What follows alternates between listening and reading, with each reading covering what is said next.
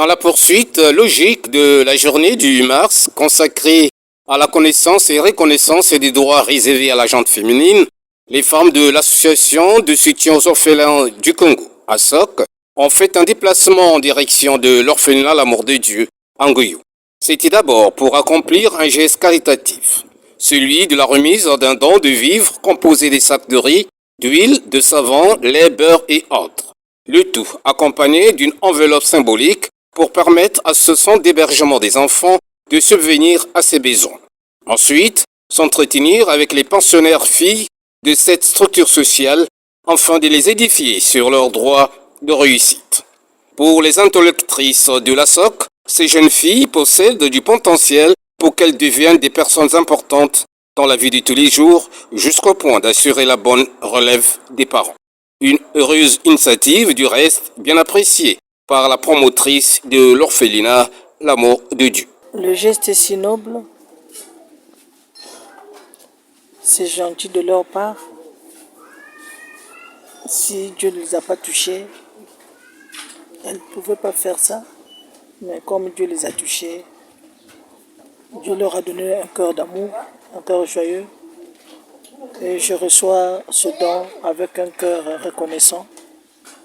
Que Dieu les bénisse et que Dieu leur donne surtout une longue vie, une bonne santé.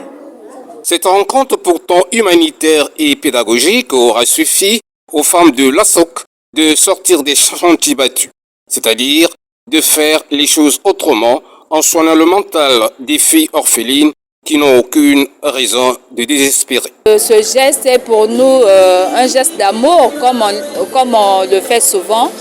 Donc c'était pas seulement aussi pour apporter ce don, mais pour avoir un moment avec tous ces enfants, surtout les filles avec lesquelles nous avons essayé de parler des droits de la femme et d'apporter une exhortation concernant leur cas. Pourquoi nous avons choisi cet orphelinat? Parce que d'abord ils sont vraiment éloignés de la ville. Donc pour moi je me dis qu'ils ont difficilement de la visite. Donc quand on a quelque chose, nous pensons directement à eux pour pouvoir apporter ce dont nous avons en surplus.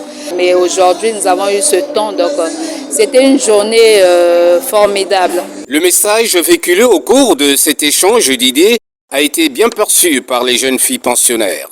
Du reste, elles ont manifesté le désir ardent d'être dans les tuyaux des grands métiers pour se faire utile dans la société. Comme on le célèbre, la Journée internationale des droits de la femme, nous nous sommes rendus à l'orphelinat Amour de Dieu pour exhorter ces filles, les pensionnaires de l'orphelinat, leur rappeler, c'est pas parce qu'elles sont orphelines qu'elles sont disqualifiées de la société.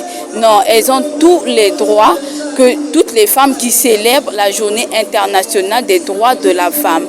Elles peuvent faire mieux que leur maman et on les a rappelé que rien ne peut les limiter, rien ne peut les bloquer à l'esprit pour qu'elles se disent que non, nous sommes disqualifiés de la société. Et, étant donné que nous sommes orphelines, étant donné que nous ne pouvons pas avoir les mêmes droits que tout le monde. Je dirais d'abord grand merci au Seigneur qui les soutient parce que c'est une mission qui n'est pas facile.